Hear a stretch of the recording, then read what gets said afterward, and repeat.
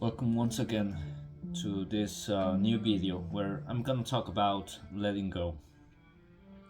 The best thing you can do when a relationship is done, the best thing you can do to move on is to let go. In order for this to happen, you have to experience a great pain of not letting go, but you know you have to do it. If not, of course, you're gonna just suffer and create false expectations of a future that it's not gonna happen. So I will tell you a story about how did I learn this fact of letting go equals to be better, to build yourself better. So it was the beginning of the year of January 3rd. Um, it was at night, and I was chilling, just playing a video game called Devil May Cry 5. Don't know if you guys have ever heard of this game. It's quite epic. Uh, so I received a notification on Instagram, and for my surprise, a girl that I really liked a lot, that I pretty much felt in love 12 years ago, actually, when I was 16 years old. We met it at freshman year in high school, and since then, I really liked that girl a lot. So, long story short, I accepted her request of following me, and we started talking. However, at first, when she was talking to me, um, she told me she wanted to work on something more romantic, and so I agreed. I told her that I liked her a lot. I actually was in love with her. I told her that, and she replied quite moderate. I would say it was a probably a surprise for her, but she quite took it well, and she told me, "Well, let's work something out," and so I agreed. Um, so we started talking 3 days ago. I mean, 3 days from January 3rd, so it was the 6th this time, and she just changed her mind. Um, she told me that pretty much she won't come to where I live. She wasn't sure of coming because she had some personal stuff over there. Uh, Probably it was true. However, what it was weird that she changed her mind of the romantic relationship that we were having. She said like, you know what, I'm pretty much more comfortable of being single. And then I checked her Instagram, and her messages were uh, now in ghost option, where you can just see the message and the message will be deleted. And I took this quite strange uh, to see her messages on Instagram were in ghost form.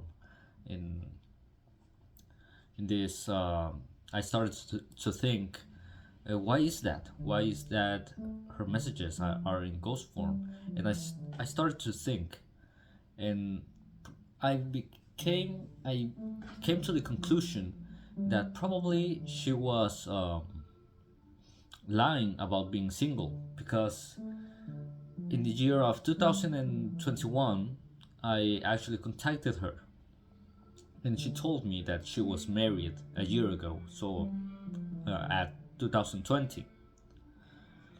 And I stopped talking to her because she told me she was married. Um, and later, like I told you, she contacted me this time on 2023, this 3rd of January. And so I started thinking, why is it that she's hiding the messages? Why, if she's really single, why is she hiding her Instagram messages like that? And so, for out of nowhere, a week later, when we stopped talking, she blocked me, well, pretty much unfriended me from Facebook and from Instagram. And then it clicked. I realized that I was living a illusion. She wasn't the person I thought she was. I put her in a pedestal, thinking maybe she's the one. Maybe she is very educated. She's very loyal. She is wife material. But when we started talking on January 3rd and talking about our likes and dislikes, a lot of things didn't I didn't like. It was red flags, like we say today. Um, she didn't like cooking. She didn't like working. She just watched telenovelas or TV novels. She did her daily chores at home, which is fine. Uh, the biggest red flag, though, was that she only liked to hang out with boys, not girls. And it was difficult for me to accept this. But now that I think about it, I was glad that that pretty much she told me that she didn't want anything more romantic that January 6th when she stopped talking to me. And I'm glad actually that she unfriended me from Facebook and from Instagram, which means that now I realize that those 12 years I spent in love with her, living in this illusion of thinking that she was a specific type of person, now that illusion has fallen. And that's great for me because now I can work more and more on myself. And at first, I suffered a lot. I really suffered a lot in letting go. I cried actually for 2 days. And then my mind just started working and processing that, look, you're living a illusion. She was not the person you thought she was. So it's time for you to grow up and to take responsibility now for your life. It is time to rise from the ashes. It is time to grow up. That's what my mind told me, and that's what I'm doing. Day by day, I'm actually coming to the conclusion that I'm gonna spend the rest of my life alone at 20 years old. And I'm fine with it. I learned to accept it. And that will be a topic for another video about acceptance of loneliness. I will speak about that later. But since I let go of that illusion, I awoken from that bliss.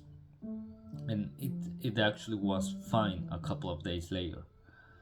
Um, Sometimes it still hurts though, because it was something that it's 12 years old, an illusion that lasted 12 years. And it's hard to rewire my brain in accepting the reality of this fallen illusion. And that's quite fine, actually. So, for those people that are struggling in letting go, do it. Let go of the past. Let go of that failed romance. Let go of any deception, of any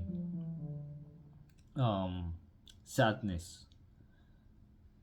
Well, pretty much accept the sadness, accept the pain, but meditate on these two, and realize that you just awaken from a illusion. that you no longer need a romantic relationship that has fallen, that has failed. It's time to rise from the ashes, to accept it, and work on yourself, because human beings is what they do. We grow from catastrophe, we grow from the shadows, we are awakened once more and evolve mentally, physically, and spiritually as well. Pain is a fuel, and sadness as well, to help us get ourselves um, a more complete human day by day, a better human day by day. I hope you like this video, and meditate on this too, like I said, and let go. See you guys later.